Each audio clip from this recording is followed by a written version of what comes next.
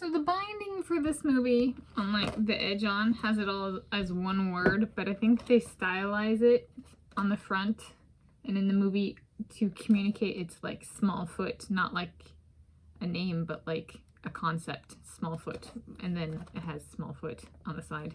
So I'm going to do one word, Smallfoot.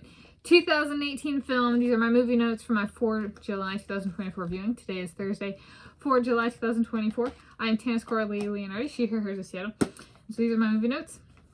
It's an animated movie. It's fiction. It's an animated fiction film about life for a village of Yetis, Bigfoots that live in snowy mountains, in the Himalayas, leading up to and following an encounter with a Smallfoot human.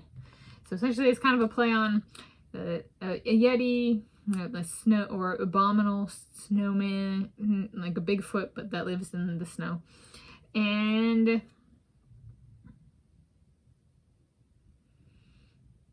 they're like big creatures that are kind of stealthy. And so then it's kind of a play on that where it's like, well, why don't we take it from their perspective? We're small feet, right? Humans are small in comparison. So it's a play on that, essentially. The setting was the Himalaya mountains. And this is, they alluded to by, there's like small feet, Smallfoot, a Smallfoot human who's there in the Himalaya mountains looking for or studying the Himalaya jumping spider. So it's referred to. So I would say there's a little bit of a takeaway from all of this is like, it's kind of one, I kind of wonder if this is what it was / is a cautionary tale about urban sprawl and westernization. Right? Like if one finds a village of Yetis and they're going to be confiscated for research, which is very much the theme of biology these days, you know, like don't leave things in peace. Steal, raid, pillage, plunder, that kind of stuff.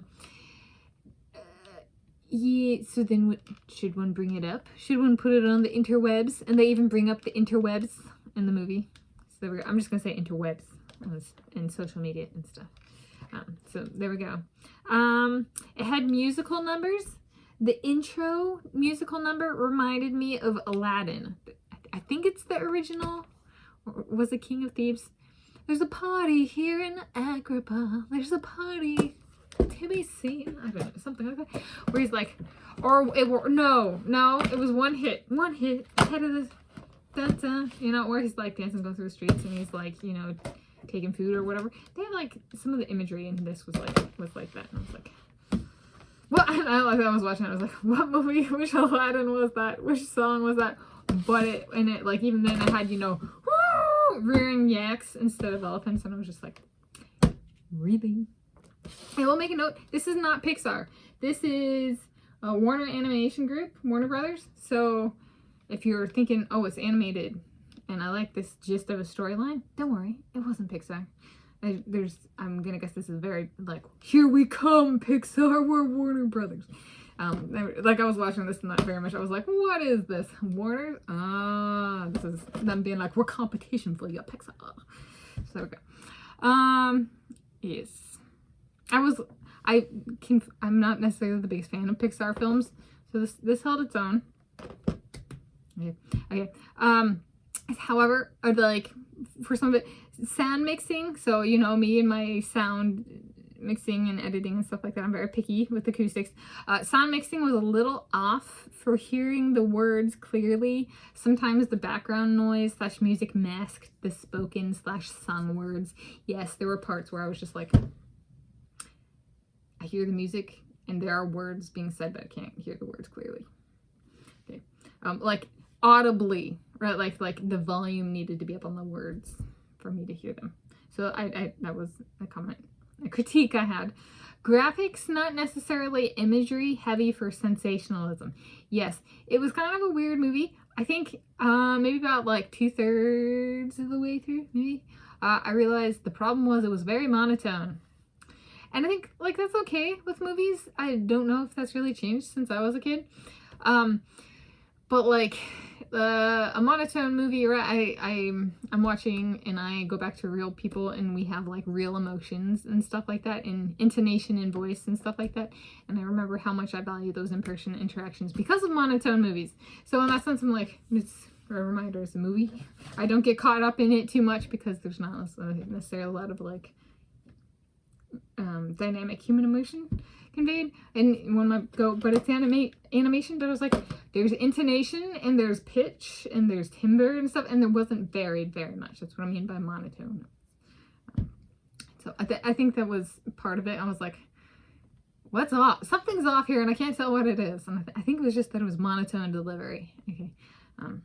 Some people really enjoy monotone. I'm like, okay.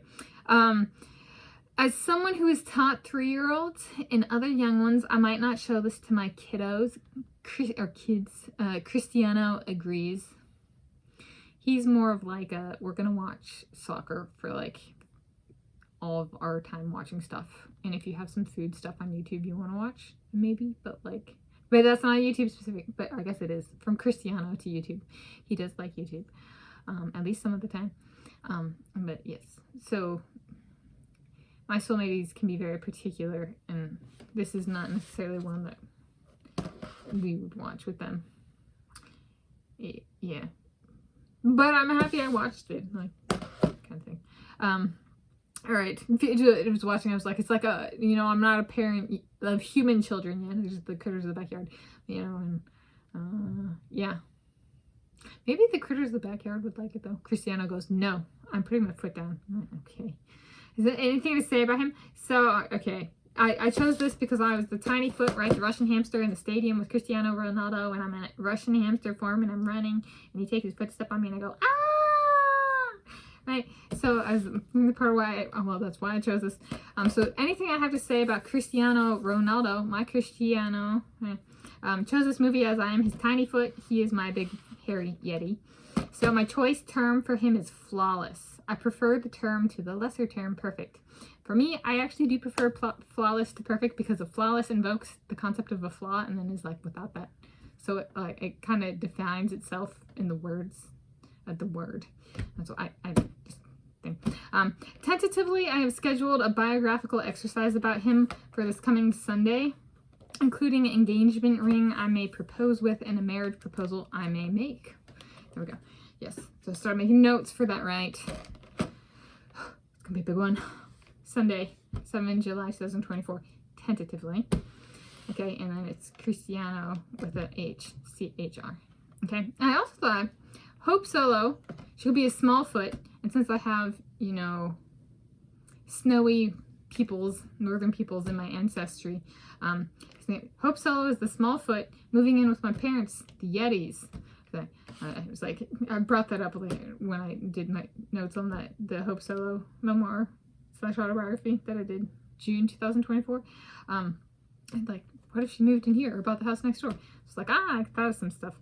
Perhaps she watches a bunch of YouTube. This is like, okay, a bunch of YouTube on the big screen in the house, like with my parents downstairs. If surfer Bethany Hamilton starts posting stuff on YouTube, so like if Bethany Hamilton makes a YouTube channel, maybe she like moves in here and watches a bunch of YouTube. And maybe my dad watches it, and because she watches it, because he's not really comfortable watching a woman in a bikini surfing, like without mom or mom's permission. So then Hope Solo was kind of like an intermediary of like, I just want to see how she does it. And then she goes on and plays a bunch of beach volleyball down at the beach year round. Richmond Beach.